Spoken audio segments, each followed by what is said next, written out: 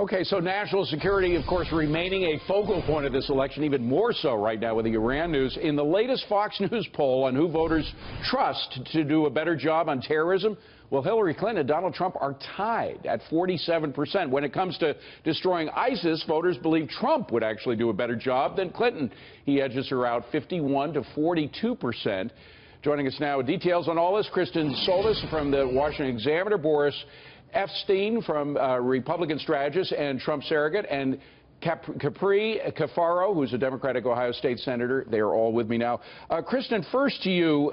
President Obama and Hillary Clinton have both tried to show Trump as a very dangerous guy. You don't want his finger on the trigger on the trigger, but on the other hand, it doesn't seem like that rhetoric is working with these polls. There's another part of that poll where it does show a large number of voters prefer Hillary Clinton to Donald Trump on the question of who to handle nuclear weapons.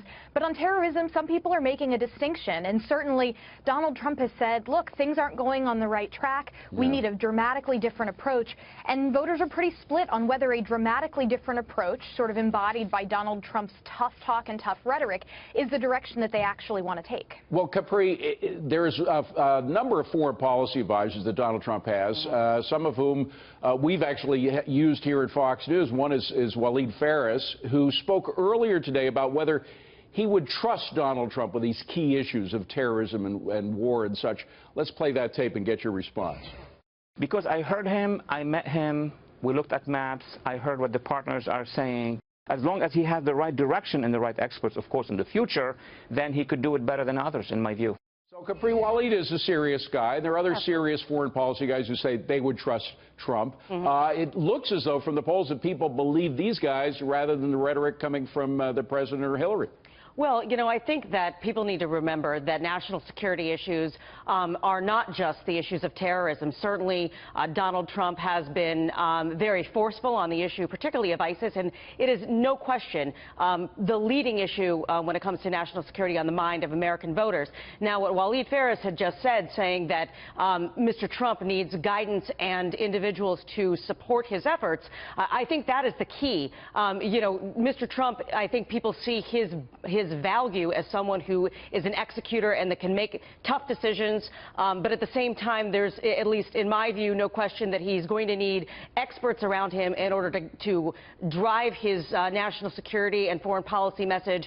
You know, someone like myself, actually, who spent some time studying the former Soviet republics. You know, when you look at some of his comments surrounding Crimea, for example, yes, Russia did take Crimea in 2014. However, that was an absolute violation of territorial integrity in the 1995 treaty, where the Ukraine gave up their nuclear weapons for sovereignty. But Boris, the point is, people look around today and say, boy, the world is a mess. You look at what's happening in the Middle East. You look at what's happening specifically in Libya, which Hillary Clinton sort of took credit for changing back when she was Secretary of State. The whole Arab Spring thing, when they were giving much too much leeway to the Muslim Brotherhood to take over in Egypt, and that had to change.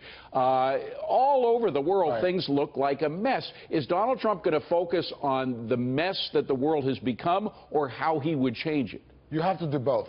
Hillary Clinton has had her tryout to be president. Historically, a lot of presidents have been secretaries of state: Jefferson, Madison, Monroe.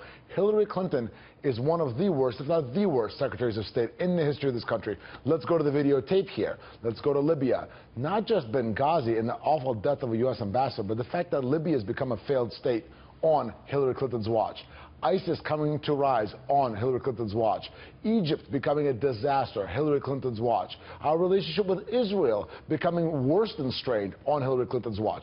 Trade deficits with China and Mexico. Horrible relationship with Russia, all on Hillary Clinton's watch. She's achieved nothing as Secretary of State. And we have to talk about the Iran deal. But the question of what Donald Trump would do to try, I mean, Kristen, one thing that wasn't mentioned, by the way, were the emails, putting top secret emails on a server that could be violated. I could go on for hours. Kristen, what does Trump propose to do about the world as it is? So far, we've heard some relatively kind remarks about Putin in Russia that haven't been well received. It's his prescriptions for the future that seem too vague.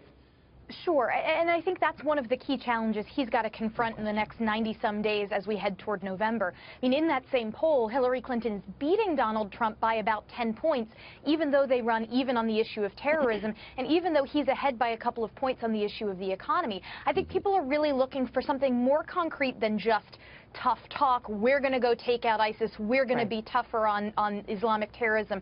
I think he needs to put a little more meat on those bones, because right now a lot of voters are thinking, I don't necessarily love the way things are right now. Yeah. I'm really concerned. Do I want 4 more years of what we've already had?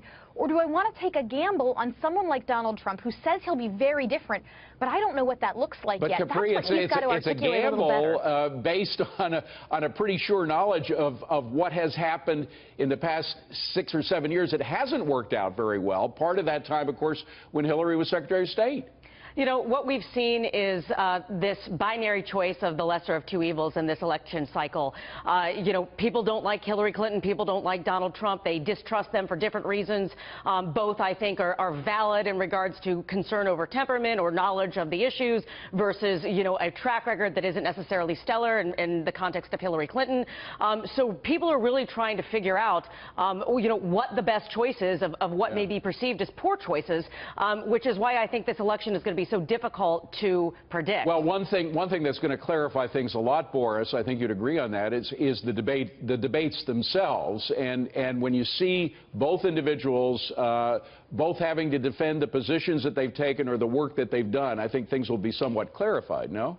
Absolutely, and Donald Trump will talk about his proposals of making sure that America is leading, not leading from behind as it's done under Obama and Hillary, of making sure that our allies abroad are protected, but also are paying their fair share. Per NATO, they have to pay 2% of GDP to defense, and they haven't been doing that in a lot of cases. Okay. And also, again, very importantly, making sure this country is protected, closing our borders to those who want to harm America. Okay. Hillary Clinton and Barack Obama have failed at that. Donald Trump will succeed. That's why he'll be president. Stick with us, folks.